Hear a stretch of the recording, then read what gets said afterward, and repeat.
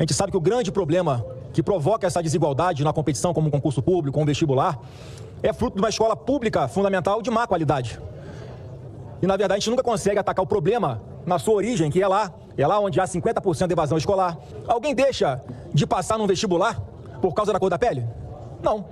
Alguém deixa de passar num concurso público por causa da cor da pele?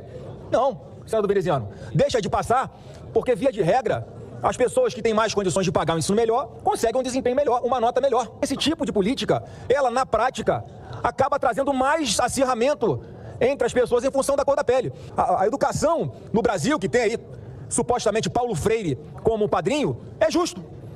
Que a educação é uma porcaria. Não é para dividir, presidente. É para unir o Brasil. Porque as raízes do nosso racismo são estruturais. Na formação do Brasil e da sociedade brasileira. Vamos, se falou aqui, se reportar à ciência. Vamos àquela que eu acredito que é o motor das ciências e a mãe de todas, a história. A formação de nosso país é baseada numa triste chaga, na chaga da escravidão. 12 milhões de negros africanos, pretos africanos, foram trazidos mar abaixo, da África para a América, em uma das piores e mais tristes chagas da humanidade. A chaga da escravidão por raça. E é por isso que eu ouço, me soa às vezes que o discurso tenta eufemismar o racismo, tenta dourar o racismo, esquecendo a raiz estrutural da escravidão sobre o povo preto na formação da sociedade e do Estado brasileiro. Olha, senhor presidente, completando o dado, 12 milhões foram trazidos pelos europeus escravizados para a África. 12. Desses 12, mais de 5 milhões vieram para formar o povo brasileiro. Mais de 5 milhões. Boa parte deles, 3 milhões, não chegaram até a América, não chegaram até o Brasil. Sabe por quê, presidente? Porque eram jogados no Atlântico. Este crime de tão cruel que foi, mudou os hábitos alimentares e o percurso dos tubarões sobre o Atlântico. Seguiam os navios negreiros. Objeto isso, inclusive de poesia memorável de Castro Alves, que assim dizia: Senhor Deus dos desgraçados, dizei-me vós, Senhor Deus, se é loucura, se é verdade, tanto horror perante os céus. É a história que nos reportamos, senhor presidente. É a história que estruturou o racismo como um traço lamentavelmente indelével na formação da nossa sociedade. Este projeto e outros é para parar isso. Não, presidente, não é para dividir, é para unir o Brasil. Porque o nosso Brasil é essa diversidade que tem que ser celebrada. Branca, indígena, negra. Mas é uma diversidade que lamentavelmente foi forjada sobre a expoliação dos povos originários, dos povos indígenas que estavam aqui. E sobre o sangue do povo negro. Sobre a triste chaga da escravidão. Então, primeiro, tem que se reconhecer isso historicamente. Porque se desconecta disso, da nossa história, da nossa realidade, fica realmente algo pendurado. Não, querem dividir. Não, nós queremos unir. E o primeiro passo para unir é esse. O segundo passo para unir, presidente, é a realidade. Foi dito aqui nos números. A herança desse passado colonial escravista, que não foi superado no 13 de maio de 1888, montou e fez surgir uma sociedade desigual em que o preto, em que o povo negro era tirado da senzala e era jogado para as favelas e para a exclusão social. Isso está nos números de agora, senhor presidente, que foram até reportados aqui ao plenário. Entre a faixa salarial entre 3 mil e 4 mil reais, 67%, 68% do nosso povo que está nessa faixa salarial é do povo preto. E assim, e o crescimento, a proposta de cotas aqui não é para os poucos que foram excetuados e estão no topo, entre 30 a 35 mil reais. Esses são poucos, e é exceção ainda na formação da sociedade brasileira. Vamos nos reportar a isso, concretamente, a partir dos dados concretos. Sabe, presidente, quantos diplomatas do Brasil são pretos hoje? 5%. A gente estabelecendo e aprovando isso, nós vamos chegar a 35% de diplomatas negros no Brasil somente em 2060. Somente em 2060 nós vamos chegar a esse número. Procurador da Fazenda Nacional, outra carreira tipicamente de Estado que está no topo das carreiras. Hoje nós temos menos de 5%.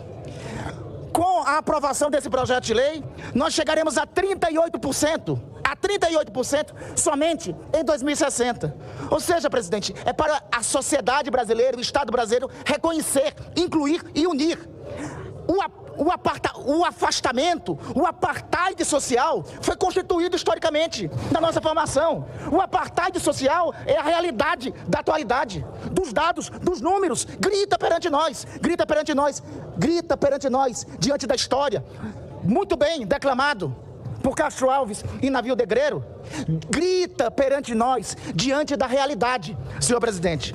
Veja, mesmo com a lei de cotas, e olha o absurdo que parece me ouvir aqui neste plenário, eu jamais poderia, talvez seja, minha querida senadora, sinal dos tempos.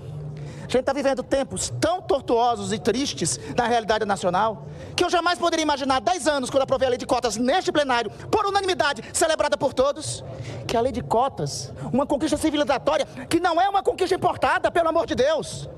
Não é uma conquista importada, porque se for reconhecido como conquista importada, quer dizer que nós não reconhecemos nossa história e nós não nos olhamos no espelho. Nós somos a maior nação negra das Américas, a maior nação negra fora da África, percentualmente só inferior à população negra, à população da Nigéria. A gente vai mascarar essa realidade. Eu sinto existir aqui a prática de um eufemismo racista.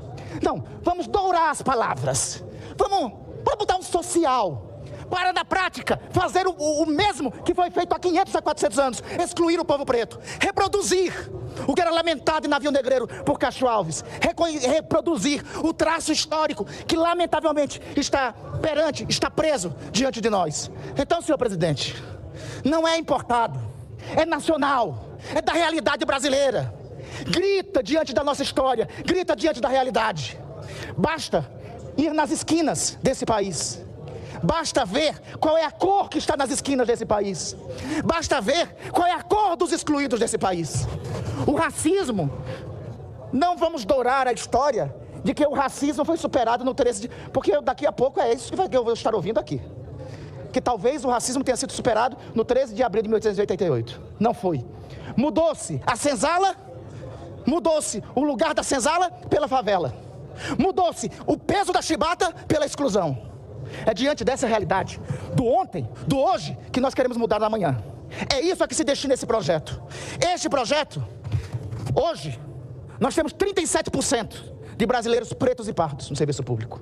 O que se busca com isso é aproximar, é incluir.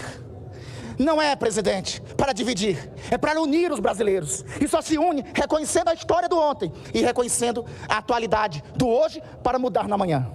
Não é importado, senhor presidente, é nacional. Tristemente é nacional, porque é triste a realidade histórica que nos forjou. Mas tristemente é nacional, porque a exclusão grita com o povo preto, pobre e pardo que estão nas periferias brasileiras. Presidente, é um projeto da realidade do Brasil, para mudar o Brasil, para unir o Brasil e superar a estratificação histórica que foi criada no passado e que existe até hoje.